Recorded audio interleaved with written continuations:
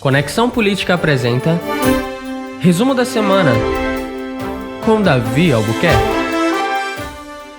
Olá, sejam muito bem-vindos, ouvintes que nos acompanham nas plataformas digitais e também nas rádios do nosso Brasil. Eu sou Davi Albuquerque, do Conexão Política, e estamos iniciando agora mais uma edição do Resumo da Semana, o programa que mantém nossos seguidores informados sobre os principais acontecimentos do Brasil e do mundo. Hoje é sábado, dia 30 de maio de 2020. Ouça agora quais foram os destaques dessa semana. Donald Trump doará 1.000 respiradores para o Brasil e hidroxicloroquina como ajuda no combate à Covid-19. Pesquisa mostra que cada 100 infectados por coronavírus, 93 são curados ou têm sintomas leves. Crivella considera templos religiosos como serviço essencial e libera a volta de cultos e missas. Polícia Federal cumpre mandados de busca e apreensão contra o governador do Rio de Janeiro, Wilson Witzel, e de sua esposa por suspeitas de corrupção no governo em contratos emergenciais no combate ao coronavírus. Procuradora e ex-coordenadora da Força Tarefa da Lava Jato em São Paulo diz que inquérito do STF contra apoiadores do presidente Jair Bolsonaro é ilegal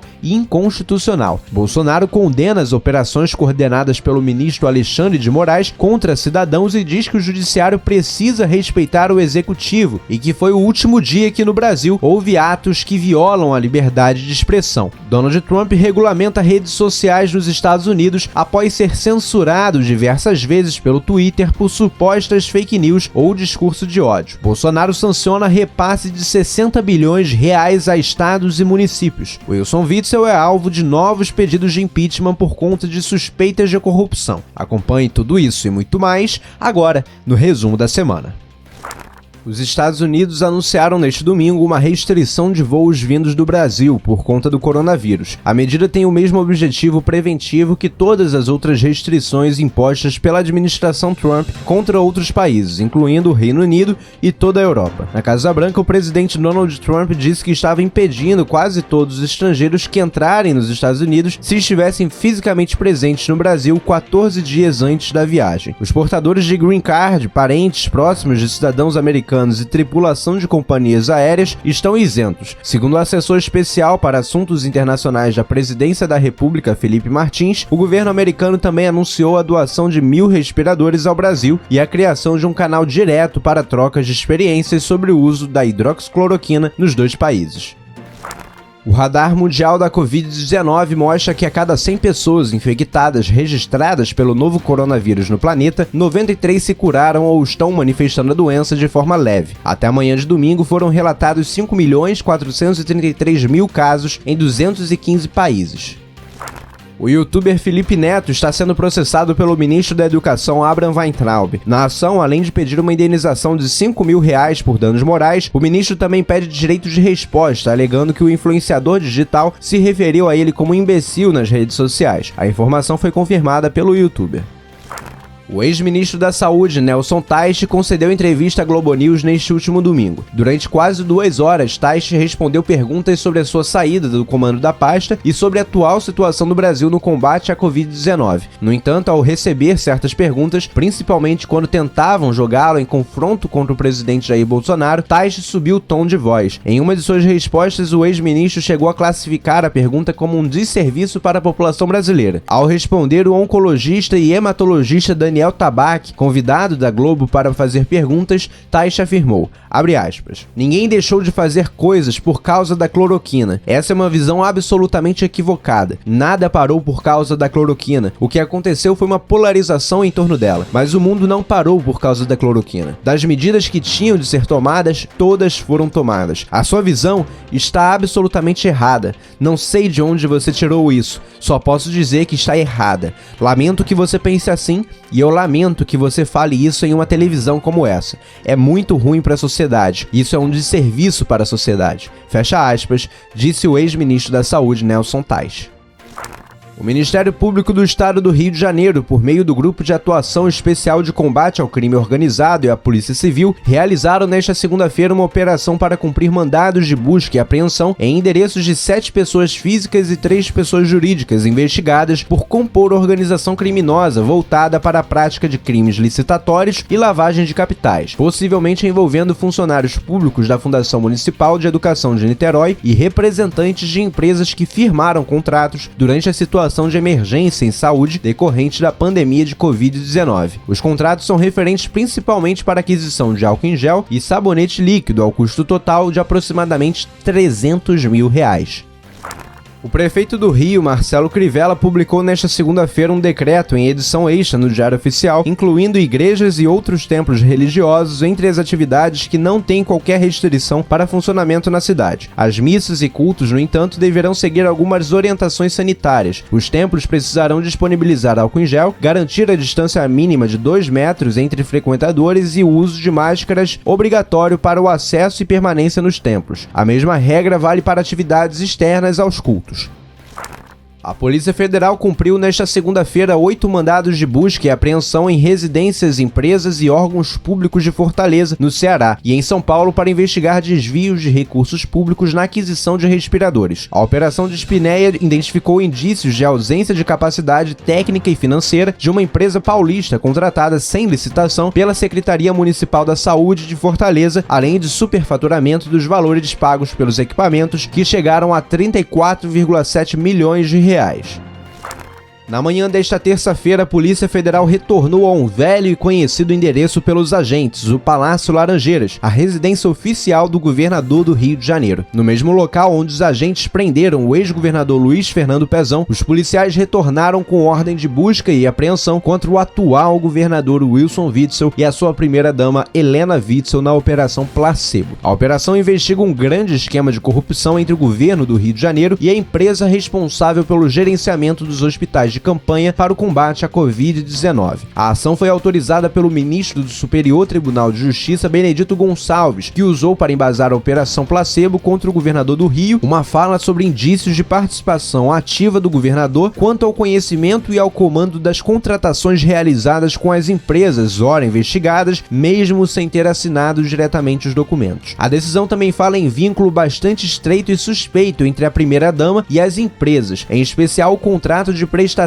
de serviços e honorários advocatícios entre seu escritório de advocacia e a empresa DPAD Serviços Diagnósticos Limitada, bem como comprovantes de transferências de recursos entre as duas empresas. A decisão descreve ainda que foi encontrada uma mensagem de correio eletrônico de 14 de abril deste ano, com documentos relacionados a pagamentos para a esposa do governador Wilson Witzel. O documento utiliza as iniciais dos nomes HABW para Helena Alves Brandão Witzel e MP para Mário Peixoto, além de WW para Wilson Witzel. Ainda na operação, a Polícia Federal também apreendeu celulares e computadores do governador e de sua esposa. O ex-secretário de Saúde do Estado, Edmar Santos, também teve mandados de busca e apreensão em sua casa, além da empresa IABAS, responsável pelo gerenciamento dos hospitais de campanha do Rio de Janeiro. Segundo o Ministério Público Federal, o escritório de advocacia de Helena Witzel, esposa do governador Wilson Witzel, recebeu dinheiro de uma das empresas de Mário Peixoto. O empresário foi preso no dia 14 e é acusado de fraudar contratos milionários com o governo do Rio. A companhia integra um consórcio que detém contratos ativos de saúde com o governo Witzel e prefeituras do Rio de Janeiro. O governador fez um pronunciamento onde se defendeu das acusações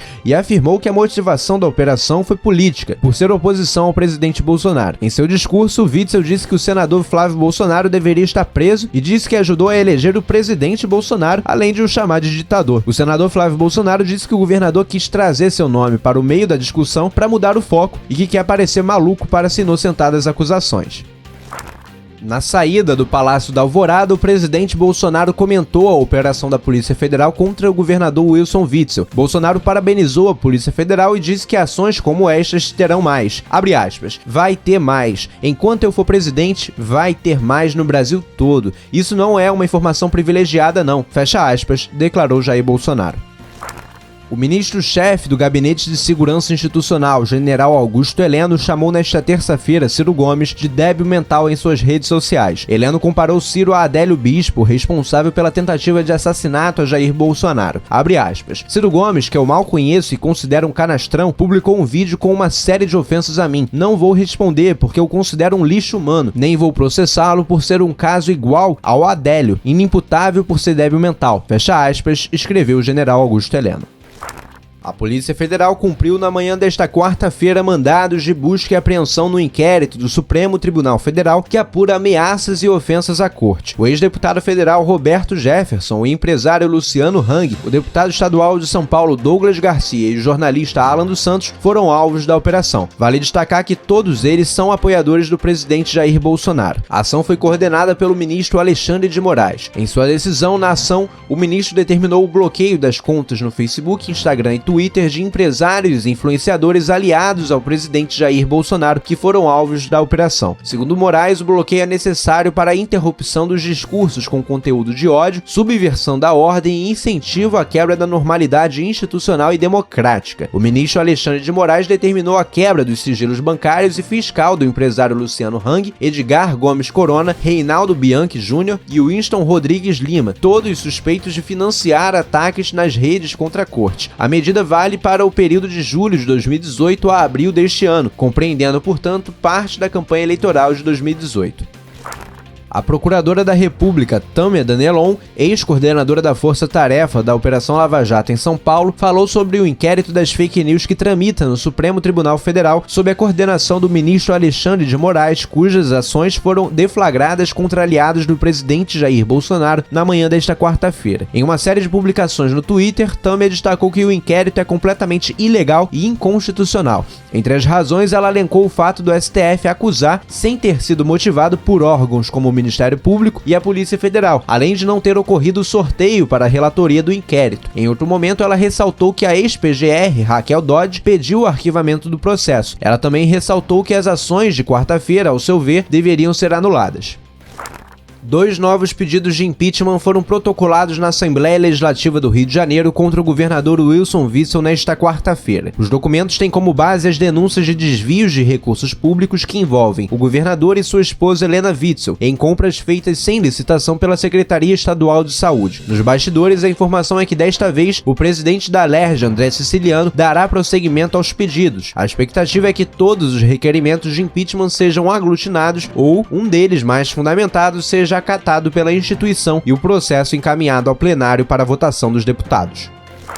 O presidente Jair Bolsonaro escreveu em suas redes sociais no fim da noite desta quarta-feira que algo muito grave está acontecendo com a nossa democracia. Abre aspas. Ver cidadãos de bem terem seus lares invadidos por exercerem seu direito à liberdade de expressão é um sinal que algo muito grave está acontecendo com a nossa democracia. Fecha aspas, disse o presidente. Na manhã de quinta-feira, na porta do Palácio da Alvorada, o presidente voltou a tocar no assunto e disse que condenou veementemente as operações. Também disse que o judiciário precisa respeitar o executivo e que foi o último dia que no Brasil houve atos como aquele que violam o direito à liberdade de expressão.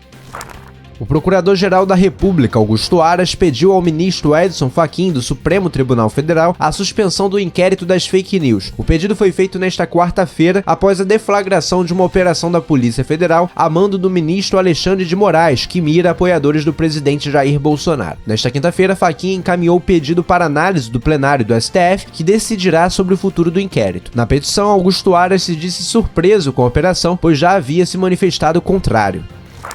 Nesta quinta-feira, os ministros da Saúde, Eduardo Pazuello, e da Justiça, André Mendonça, revogaram a portaria interministerial número 5, assinada em março por Luiz Henrique Mandetta e Sérgio Moro, que determinava a obrigatoriedade do cumprimento de determinações oficiais de isolamento e quarentena. A portaria anterior sujeitava quem descumprisse orientações de autoridades a sanções penais. A ordem executiva que limita a proteção legal dada às redes sociais e que amplia a responsabilidade legal das empresas ao restringir ou apagar conteúdo de perfis nas plataformas foi assinada na tarde desta quinta-feira pelo presidente Donald Trump. Conforme o texto, a ordem torna mais fácil para os reguladores federais responsabilizar empresas como Twitter e Facebook por restringir injustamente os discursos dos usuários, por exemplo, suspendendo suas contas ou excluindo suas postagens. Donald Trump, em um tweet na última terça-feira, acusou a empresa de sufocar a liberdade de expressão e prometeu agir. Na quinta-feira, o presidente atacou novamente o Twitter pela verificação de fatos de seus tweets, chamando a ação de ridícula. O presidente Jair Bolsonaro sancionou o projeto de lei que autoriza o socorro a estados e municípios por conta da crise causada pelo coronavírus. O texto foi assinado na quarta-feira pelo presidente e publicado no Diário Oficial desta quinta-feira. Bolsonaro vetou um trecho que, segundo organismos internacionais, poderia colocar o Brasil em situação de calote. A proposta prevê repasses de 60 bilhões de reais aos governos locais e autoriza ainda a suspensão de dívidas com a União e bancos públicos, elevando o impacto do pacote a 125 bilhões de reais. O presidente também vetou que funcionários públicos tenham aumento de salário até dezembro de 2021. O presidente Jair Bolsonaro afirmou nesta quinta-feira que o governo deve propor uma quarta parcela do auxílio emergencial, atualmente em R$ 600, mas que o valor ainda está sendo estudado pelo governo federal, que poderá reduzi-lo. Abre aspas. Nós já estamos estudando uma quarta parcela com Paulo Guedes. Está definindo o valor para ter uma transição gradativa e que a gente espera que a economia volte a funcionar. Fecha aspas, afirmou o presidente Jair Bolsonaro durante sua live semanal, transmitida pelas redes sociais. O Departamento-Geral de Combate à Corrupção, ao Crime Organizado e à Lavagem de Dinheiro da Polícia Civil fez na manhã desta sexta-feira a Operação Cerco, que investiga a lavagem de dinheiro em contratos do arco metropolitano que liga Itaguaí a Itaboraí. São 4 mandados de prisão e 26 de busca e apreensão. Dentre os alvos dos mandados de busca e apreensão estão o ex-governador Luiz Fernando Pezão e o ex-deputado estadual Tio Carlos. O mandado contra Pezão foi cumprido em sua casa em Piraí, no sul do estado do Rio, onde cumpre prisão domiciliar. No meio de uma grave crise política e de uma guerra com a Assembleia Legislativa do Estado do Rio de Janeiro, o governador Wilson Witzel decidiu deixar o PSC de acordo com Berenice Seara. Segundo a jornalista, o governador já teria começado as negociações para se filiar ao PSL, antigo partido do presidente Jair Bolsonaro. Até o momento, o governador não confirmou a informação. E esses foram os principais acontecimentos da semana. Para mais detalhes e informações, acesse o site do Conexão Política, www.conexãopolitica.com.br. Muito obrigado pela sua audiência. Nos vemos na próxima edição do Resumo da Semana.